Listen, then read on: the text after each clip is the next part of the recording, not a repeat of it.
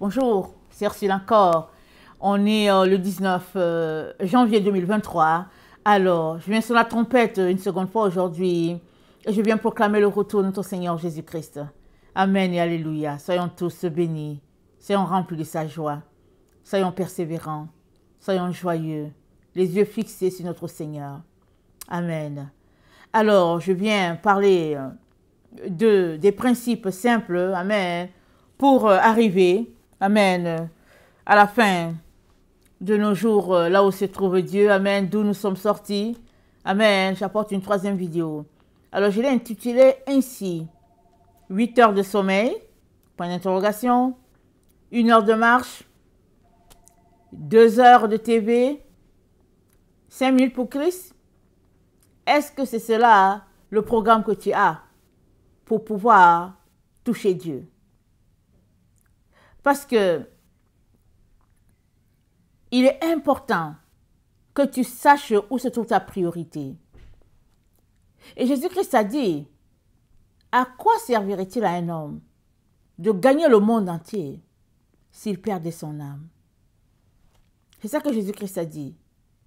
Parce que la chose la plus importante pour toi et moi, c'est notre âme. Le salut de notre âme. Qui dit âme, salut de l'âme, qui dit âme, dit effectivement notre esprit, n'est-ce pas? Parce que une fois que tu es sauvé, ton âme a la vie, ton esprit a la vie. Amen. Ton corps avec, bien sûr. Mais ceux qui meurent, le corps meurt, mais jamais l'âme ou bien l'esprit ne cesse d'exister, jamais. Tu souffres dans ton esprit, dans ton âme qui s'est égarée, qui s'est perdue loin de Dieu. Alors, vivant sur cette terre, amen, surtout si nous sommes allés à l'école, on a grandi avec l'enseignement qu'on a besoin de 8 heures par jour. Alors, souvent, qu'est-ce que les gens font, surtout ceux-là qui ont étudié? Souvent, on a du travail intellectuel à faire, on a des efforts à fournir. Souvent, on a des diplômes qu'on veut obtenir. Et puis, ça nous demande beaucoup. Et très souvent, la personne qu'on met de côté, c'est Dieu. On le met de côté parce qu'il dérange dans notre programme. Or, la personne qu'on doit mettre en priorité, c'est bien notre Dieu. Alors, qui t'a dit que tu as droit à 8 heures de sommeil? C'est l'école qui t'a dit que tu as droit à 8 heures de sommeil. L'école te l'a dit. Mais si tu enlevais cette limite-là au niveau de ton esprit, beaucoup de choses changeraient pour toi. La nuit, c'est fait pour dormir. La nuit, c'est fait pour se reposer. Amen. Mais si tu apprends à couper ton sommeil pour venir devant Dieu, je te dis, tu feras des bonds de géants. Dieu aime ça beaucoup. Quand son enfant lui dit, papa, je me prive du sommeil pour venir avec toi. Je me prive du sommeil pour être avec toi. Il aime ça. Parce qu'il sait que ton corps a besoin de sommeil. Il le sait. Mais oh, combien il est content de savoir qu'au lieu de dormir, son enfant préfère être avec lui. Donc, je commencerai par te dire, coupe dans ton heure de sommeil. Commence par couper par là. Amen. Et puis, le sport, c'est important. La marche, c'est important, n'est-ce pas? Peu importe le sport que tu fais, c'est important. Mais est-ce que le sport dans ta vie passe avant Dieu? Il faut bien regarder cela. Assure-toi que ton Dieu, c'est la priorité des priorités. Et la télévision, quelle est la place que tu lui accordes? Il y a des maisons où la télévision tourne 24 heures sur 24. Tant que les gens sont debout, la télévision tourne. C'est comme ça. Il y a du bruit tout le temps. Mais tu as besoin de calme. Une maison, ça doit être calme comme à l'hôpital. Si l'hôpital est calme, je pense que oui. Une maison, ça doit être calme comme dans un bureau, si le bureau est calme. La maison, c'est un havre de paix. Oui, quand les enfants sont là, c'est important, à un moment donné, la dynamique. L'heure du souper, s'ils sont là à la maison à midi, ça fait du bruit. Mais dans une maison, il faut qu'à une certaine heure, on n'entende plus de bruit. L'enfant doit être éduqué comme ça. L'enfant. Quand mes enfants étaient petits, je les ai éduqués. Je leur ai dit, non, cette heure-là, c'est l'heure de maman. C'est fini. Ça, c'est votre heure. Vous allez, c'est l'heure du dodo. Allez-y vous reposer. Donc, je faisais que mes enfants se reposaient. Les après-midi, c'était difficile, mais je les coordonnais tous pour qu'ils se reposent, pour que moi aussi, je trouve du temps de repos. Et très souvent, je divisais mon temps en deux. Si je devais me reposer 1 heure, parce que j'avais un bébé, ou bien, voilà, peu importe, je divisais mon temps en deux. Je prenais un temps pour me reposer et l'autre temps, je le donnais au Seigneur. Et les enfants savaient qu'ils ne pouvaient pas venir me déranger à une certaine heure. C'était interdit tout simplement. Parce que c'est l'heure de maman de se reposer. Et je leur disais, si maman ne se repose pas, elle ne pourra pas s'occuper de vous. Pareil encore aujourd'hui. Mes enfants sont des jeunes adultes. C'est des ados. Et qu'est-ce qui se passe? Ils veulent toujours être avec maman. Ils ont toujours quelque chose à dire. Oui, il faut les écouter. Donc je les écoute un à un. Je crée de la place pour chacun. Mais je n'oublie pas de leur dire, si maman passe le temps juste à vous écouter et juste à parler avec vous, maman n'aura pas de temps pour Jésus, n'est-ce pas? Il n'y aura pas de temps pour Jésus. Parce qu'on a tous les 24 heures. Maman a 24 heures, vous aussi vous avez 24 heures. Chacun a 24 heures. Mais dans les 24 heures, j'ai un nombre d'heures par jour que je dois donner à Dieu. Amen. Je donne le nombre d'heures par jour à Dieu. Je ne vais pas vous dire à vous à combien. Je donne le nombre d'heures à Dieu. Je vous donne aussi, à vous, mes enfants, hein, quelques minutes. Je vous donne aussi du temps ensemble avec le Seigneur. Tout ça. Mais vous devez comprendre que maman, elle doit tout simplement arrêter parce que c'est le temps avec le Seigneur. Il faut qu'ils le comprennent. Il faut que tout le monde qui est autour de toi sache où se trouve la priorité. Très important.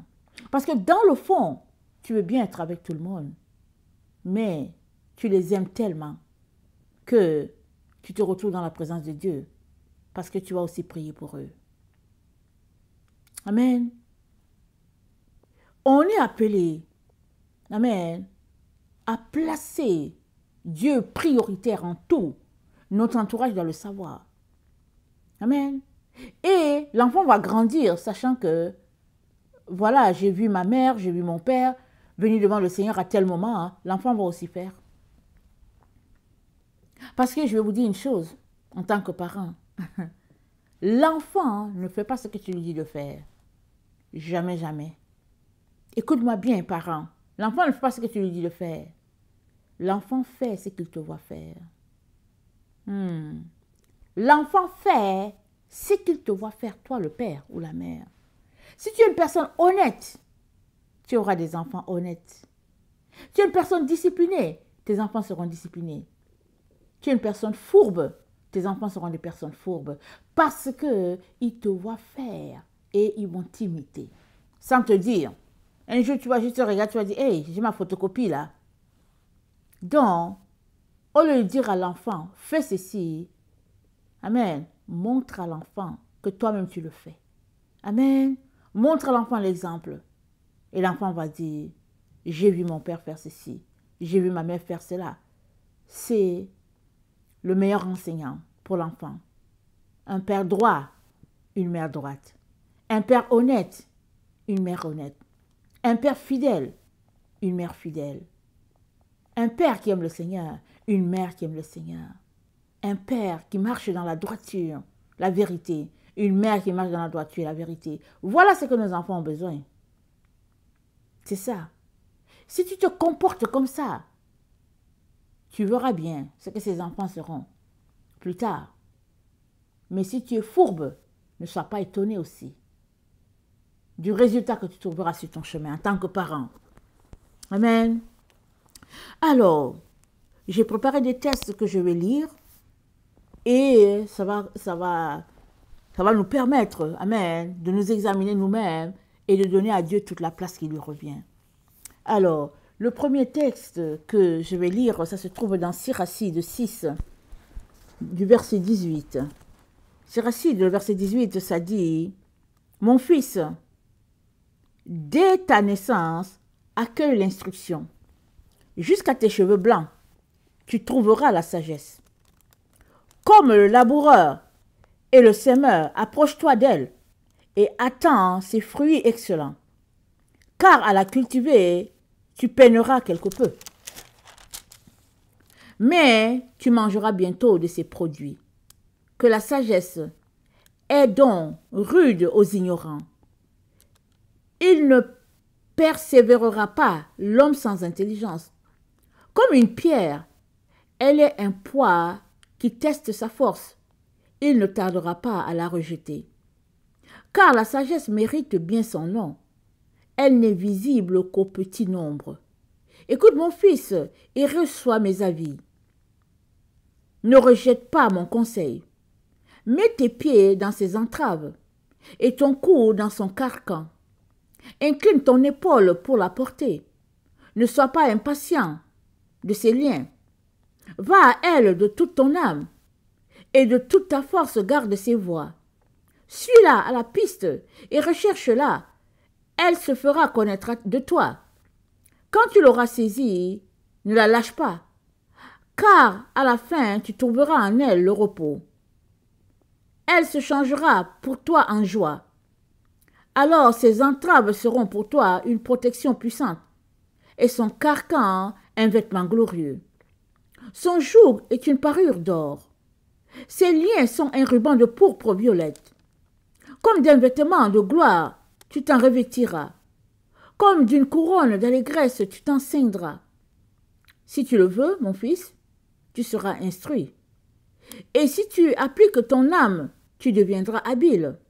Si tu aimes écouter, tu apprendras. Si tu prêtes l'oreille, tu deviendras sage. Amen. Si tu prêtes l'oreille, tu deviendras sage. Écoute. Écoute la sagesse. Amen. Siracide 14, le verset 20. Siracide 14, le verset 20. Heureux l'homme qui s'applique à la sagesse et qui exerce son intelligence à raisonner, qui en médite les voies dans son cœur et réfléchit sur ses secrets. Il se lance à la poursuite comme un chasseur. Il se lance à sa poursuite comme un chasseur. Il se tient aux aguets sur son passage. Il regarde par sa fenêtre. Il écoute à sa porte. Il campe près de sa maison. Il fixe le piquet de sa tente dans ses murs. Il dresse sa tente auprès d'elle. Il campe au séjour du bonheur. Il place ses enfants sous son abri. Sous ses rameaux, il demeure. Il est abrité par elle de la chaleur. Il campe dans sa gloire. Le chapitre 27. Celui qui craint le Seigneur agit en conséquence. Celui qui est maître de la loi atteindra la sagesse. Elle viendra à sa rencontre comme une mère. Comme une épouse vierge, elle l'accueillera. Elle le nourrira du pain de l'intelligence. Elle l'abreuvera de l'eau de la sagesse. Il s'appuiera sur elle et ne fléchira pas. Il s'attachera à elle et ne sera pas confondu. Elle s'élèvera au-dessus de ses proches.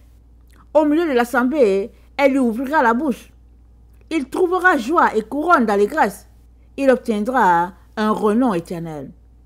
Mais les insensés ne l'atteindront pas. Les pécheurs ne la verront pas. Elle se tient loin de l'orgueilleux. Les menteurs ne se souviendront pas d'elle. La louange est malvenue dans la bouche du pécheur, parce qu'elle n'est pas envoyée par le Seigneur. C'est la sagesse qui fait prononcer la louange. C'est le Seigneur qui l'inspire. Ne dis pas, c'est à cause du Seigneur que je me suis écarté. Car ce qu'il déteste, il ne le fait pas. Ne dis pas, lui-même m'a conduit ailleurs, car il n'a que faire du pécheur. Le Seigneur déteste toute abomination. et ne peut à la fois s'y abandonner et le craindre. Lui-même a créé l'homme au commencement et l'a laissé à son propre conseil. Si tu le veux, tu peux observer les commandements.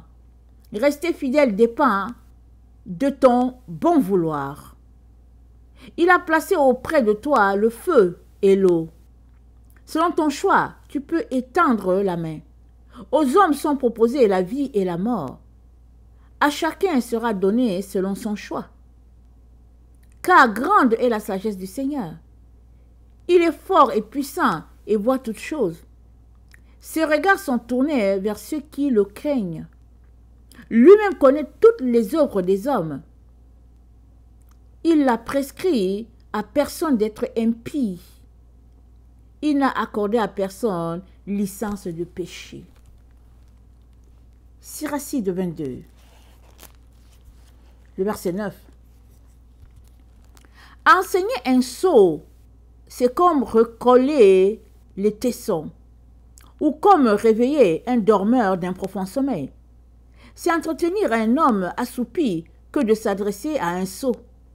À la fin, il dira, qu'y a-t-il? Pleure sur un mort, car il a quitté la lumière. Pleure aussi sur un sot, il a perdu l'intelligence.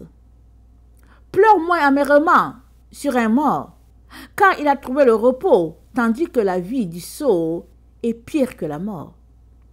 Le deuil pour un mort dure 7 jours, celui du sot et de l'impie tous les jours de leur vie.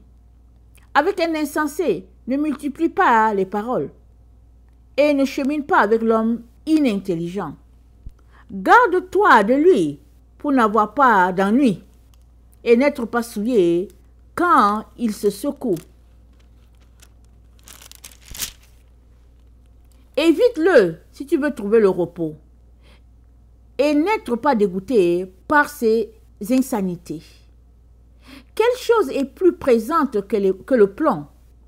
Quel est son nom, si ce n'est le sot? Siracide 32, le verset 14. Celui qui craint le Seigneur accueille l'instruction, et ceux qui le cherchent dès l'aurore obtiennent sa faveur. Celui qui scrute la loi en sera rassasié, mais elle sera pour l'hypocrite une occasion de chute. Ceux qui craignent le Seigneur reconnaîtront ce qui est juste, et telle une lumière feront briller leurs bonnes actions. L'homme pécheur refuse d'être réprimandé et trouve des excuses pour agir comme il entend. Un homme de bon conseil n'omet jamais de réfléchir. L'impie et l'orgueilleux, nulle crainte ne les fait hésiter. N'entreprends rien sans avoir réfléchi, et de ton action, tu n'auras pas à te repentir. Ne marche pas dans un chemin semé d'obstacles pour ne pas buter aux endroits rocailleux. Ne te fie pas à un chemin bien uni. Même avec tes enfants, reste sur tes gardes. En tout ce que tu fais, sois fidèle à toi-même. C'est là aussi observer les commandements. Qui s'appuie sur la loi s'applique à observer les commandements. Et qui met sa confiance dans le Seigneur ne souffrira aucun dommage. Celui qui craint le Seigneur ne connaîtra pas le malheur, mais de l'épreuve, il sera chaque fois délivré. Un homme sage ne prend jamais la loi en aversion, mais l'hypocrite, à son égard, est comme un vaisseau dans la tourmente. Amen. Et Jérémie 29, le verset 13.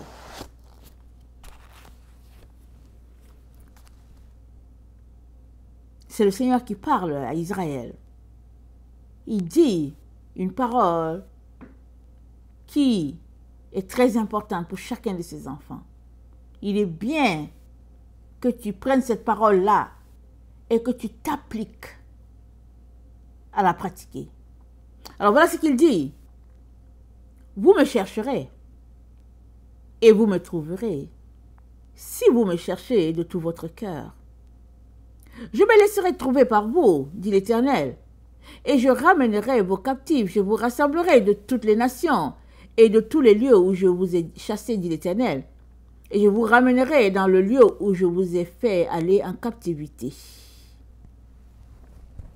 Et tu me chercheras et tu me trouveras si tu me cherches de tout ton cœur, dit le Seigneur. Donc, voilà, j'ai apporté 3 vidéos, amen, sur des principes simples. C'est simple. Et c'est à la portée de tout le monde. Si tu ne veux pas te dépenser pour le Seigneur, tu n'auras rien. Tu as besoin de poser des actions. Tu as besoin d'observer une certaine routine. Tu as besoin de t'abstenir de certaines voies, de certaines personnes. Tu as besoin de sacrifier des choses dans ta vie. Le sommeil, des émissions. Tu as besoin d'être conforme à l'image que Dieu attend de toi. Tu as besoin de tout ça. Et à la fin, tu as la promesse de Dieu que si tu le cherches de tout ton cœur, tu vas le trouver. Et Dieu n'est pas un menteur pour se repentir. Dieu n'est pas un homme pour mentir, ni fils d'un homme pour se repentir. Ce qu'il dit, il va le réaliser. Il t'a dit que si tu le cherches, tu vas le trouver. Alors cherche-le. Amen. Cherche-le. Prouve-le que tu es en train de le chercher. Et tu verras si tu ne vas pas le trouver. Amen. Tu le trouveras certainement. Et à coup sûr, tu le trouveras. Amen. Que le Seigneur bénisse sa parole et qu'il te donne de vraiment organiser un programme, n'est-ce pas, pour pouvoir entrer en communion, en relation avec lui. Et puis surtout, qu'il te donne le courage de changer toutes ces choses-là que tu dois changer afin que Dieu ait toute la place. Voilà, soyez bénis. Je vous aime beaucoup. Dieu davantage. Maranatha. Jésus revient. Amen et alléluia.